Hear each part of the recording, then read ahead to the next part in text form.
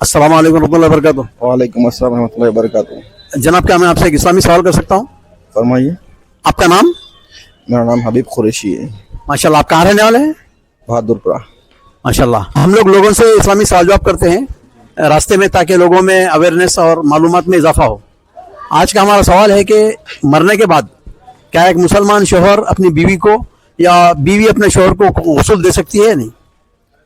देखिए, मरने के बाद बीवी अपने शौहर को गुस्ल दे सकती है, क्योंकि वो अपने 6 महीने की इद्दत के दरमियान रह सकती है, और लिहाजा हज़रत अम्मा भी फातिमा का फरमान है कि हज़रत अली को फरमाए थे कि ए अली, जब मैं यहाँ से पर्दा फरमा गई तो मेरा ग़ुस्ल आप ही देंगे और मेरा कफन आप ही पहनाएंगे, और मेरा जनाजा इस वक्त ले जाना कि जब किसी की नज़र ना पड़े।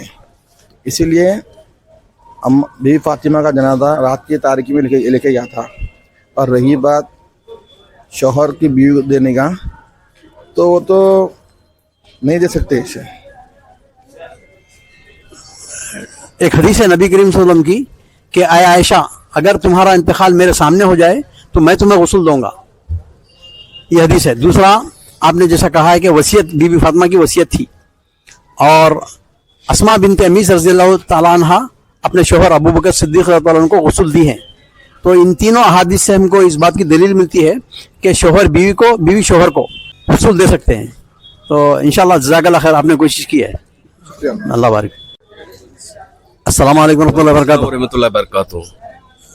वालेकुम सलाम रहमतुल्लाहि बरकातुहू। जनाब, क्या मैं आपसे एक इस्लामी सवाल कर सकता हूँ? जी जी, इंशाल्लाह, पूछिए, बोलिए। आपका नाम? मेरा नाम जाफर है, बॉम्बे से, मुमरा। माशाल्लाह माशाल्लाह। आज का हमारा सवाल है, हम लोगों से इस्लामी सवाल जवाब करते हैं रास्ते में, ताकि लोगों में इस्लामी अवेयरनेस और लोगों में जागृति पैदा हो। तो आज का हमारा सवाल है कि मरने के बाद क्या एक मुसलमान शोहर अपनी बीवी को या बीवी अपने शोहर को गुस्ल दे सकती है या नहीं? बता सकते हैं आप कुछ? जहाँ तक मुझे इल्म है, बेशक दे सकती है।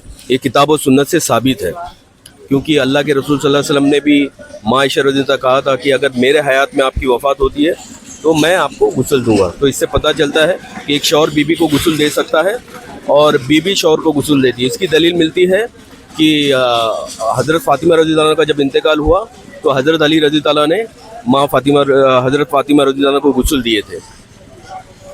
तो ये 2 दलाइल से पता चलता है कि मतलब शौहर भी मतलब बीवी को गुस्ल दे सकता है और बीवी शौहर को गुस्ल दे सकती है। माशाल्लाह, हज़रत बीवी फातिमा रज़ियल्लाहु अन्हा वसीयत की थी हज़रत अली को कि मेरे मरने के बाद जो है ना, मुझे मेरे शौहर देना चाहिए।